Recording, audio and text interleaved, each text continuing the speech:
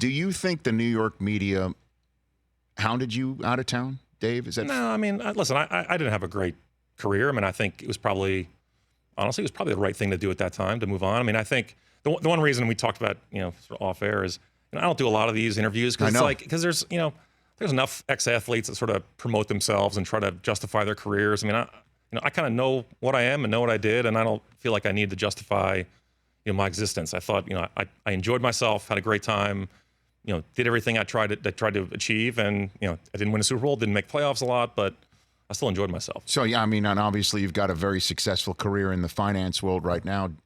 Managing director of Moelis & Company, Dave Brown, here on the Rich Eisen Show. So what would you say was the reason why perhaps you did not realize what the Giants had hoped for you? Well, I think so. After we were 9-7, they began to sort of purge the old guard. So our offensive line was released. William Roberts, he's got Jumbo Elliott went to the Jets. We had a lot of guys, and they were sort of transitioning the team now from the Super Bowl champion team to sort of the newer team.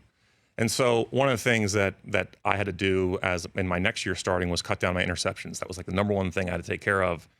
So I actually did. I threw 11, and think about this now in the day and age of all this passing. I threw 11 touchdown passes and 10 interceptions the next year, which was, we ran the ball so much. 11 touchdowns was, nothing. Obviously nothing. Sure. Guys were doing that almost in 2 weeks. Right. But cutting down interceptions, so I think at the time it was one of the lowest percentages for interceptions in Giants history. So in that regard, I achieved that goal, but we weren't a very good team. I think we were 5-11 or something like that. So in the offseason, the coaches said, okay, now we got to get more touchdowns and reduce the interceptions. But in a running offense, it's really hard. I always equated, at Duke, if you think about it in Spurrier's offense, I had the keys to everything. Mm-hmm. I could change the play at any time to get to a better play. In New York, in Reeves' system, and Reeves is a great coach, it's just he would not allow the quarterbacks to make any changes. So there'd be 9 guys in this gap over here, and we had a running play here. I had no ability to change that play. No kidding. Yeah. And it was very frustrating as a guy coming from the Spurrier system where I could change it to everything. Well, and that's the reason. Where you're just hamstrung in that system. But Dave, that's also the reason why I'm sure Belichick was knocking on your door in the supplemental draft. That there's a kid that has such a grasp of a system like Spurrier's and what was being run at Duke after you, and have the neck up ability to read a defense pre-snap and change into it. I mean, that's such a rarity. Yeah. So, and I would also say too that I thought Phil Simms was a master at.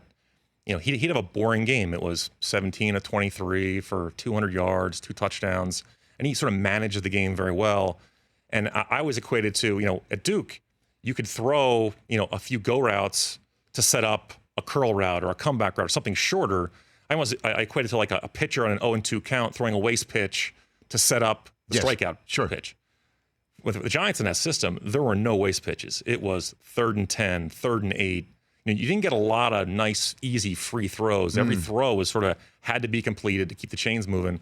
And again, I don't think I adjusted very well to that system. I wanted to be more free and open and throw the ball and just, have more fun doing it. For more of The Rich Eisen Show, tune to Audience Channel 239 on DirecTV for free on BR Live or download the Rich Eisen Show app.